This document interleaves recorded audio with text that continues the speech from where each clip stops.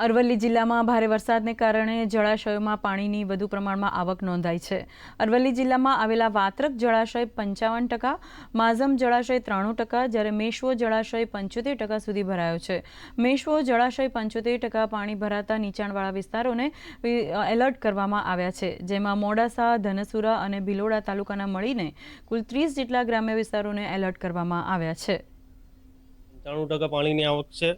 માઝમ જળાશયની કુલ જથ્થો 93% જેવું છે, જ્યારે મેશ્વો જળાશયમાં 71% જેટલી પાણીની સપાટી આપણે હાંસલ કરેલ છે।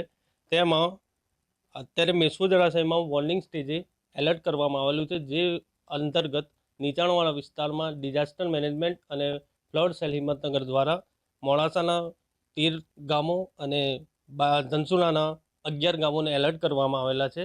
મેશ્વો જળાશય 70% ભરાતા 30 જેટલા નીચાણવાળા ગ્રામ્ય વિસ્તારોને એલર્ટ કરવામાં આવેલા છે, તો માઝમ જળાશયમાં છેલ્લા 3 દિવસમાં તબક્કાવાર 6200 અને 600 ક્યુસેક પાણી નદી મારફતે છોડવામાં આવી રહ્યું છે। અંકિત ચૌહાણ, DD ન્યૂઝ, અરવલ્લી।